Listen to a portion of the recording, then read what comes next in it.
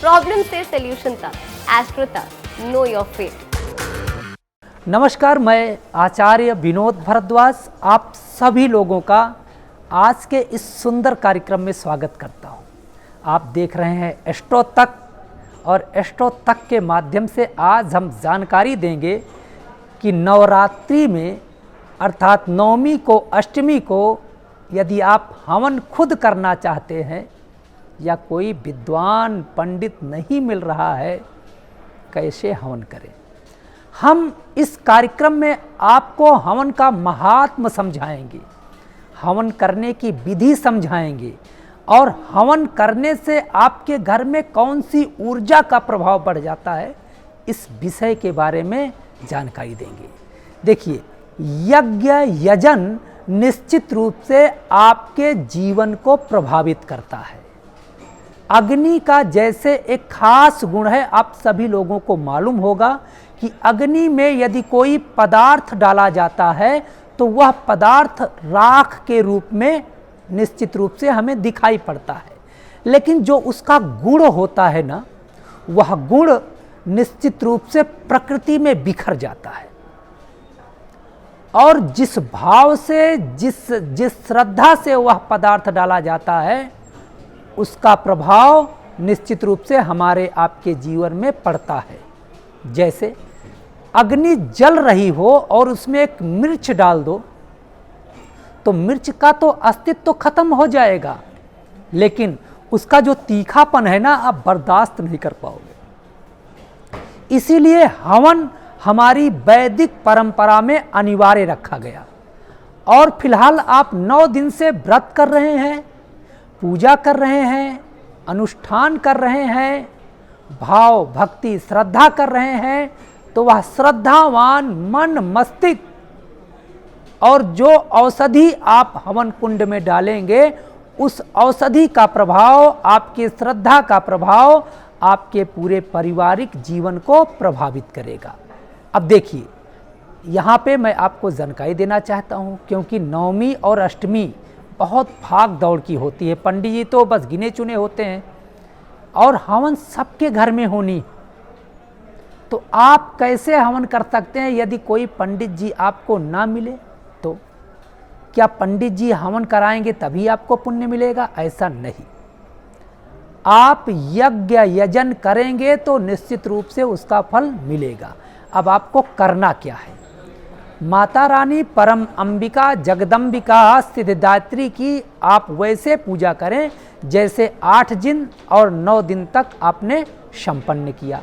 संपन्न करने के बाद एक हवन कुंड लें, आम की आप जो लकड़ी ले लें, एक सूखा गरी का गोला ले लें, हवन सामग्री ले लें, घी ले लें और पूरब की ओर लाल आसन पे बैठ करके हल्दी, चावल, रोली, मौली, फूल और माता रानी के लिए नैवेद्य ले लें।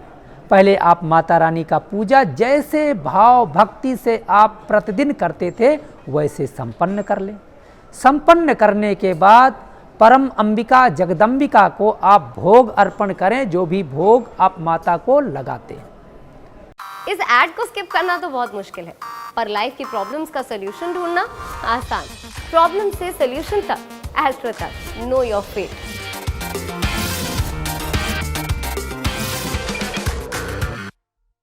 लगाने के बाद अब आप यज्ञ कुंड को पानी छिड़क करके शुद्ध कर लें और हवन कुंड में रेता डाल दें, बालू डाल दें।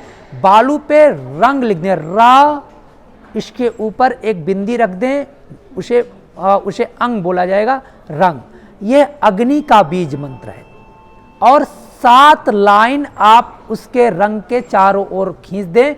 ये अग्नि की 7 जिह्वा हो गई। अब आप कपूर रख करके ओम अग्नये नमः, शांडिल गोत्र उत्पन्नाय अग्नये नमः, इहा आगच्छ इहा तिष्ठ, अर्थात ऐसा भी आप बोल सकते हैं कि हे अग्नि भगवान, आप इस यज्ञ मंडल में आप प्रकट होइए, ऐसा कह के अग्नि को जला दें।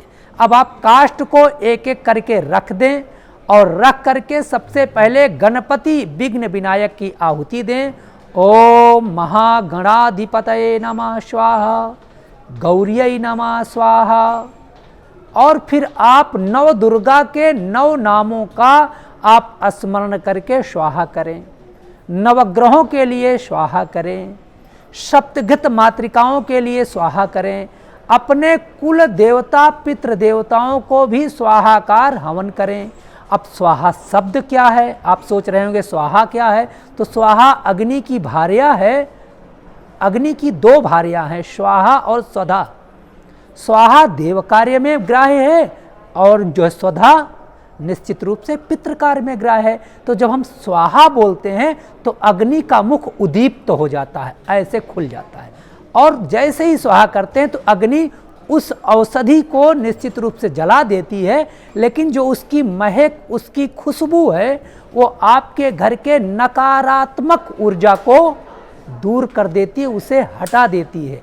आपके मन मस्तिष्क की नकारात्मक ऊर्जा को दूर कर देती है, आपके घर के नकारात्मक ऊर्जा को दूर कर देती है। जब आपके अंदर सकारात्मक ऊर्जा का उदय होता है ना, तो हम अच्छे कार्य करते हैं, और जो व्यक्ति अच्छा कार्य करता है समाज में उसकी इज्जत होती है, समाज में उसका मान होता है, समाज में उसका सम्मान होता है। इसीलिए तो यज्ञ, यजन, पूजा पाठ आदि की पद्धति हमारे ऋषि मनीषियों के द्वारा रखी गई है।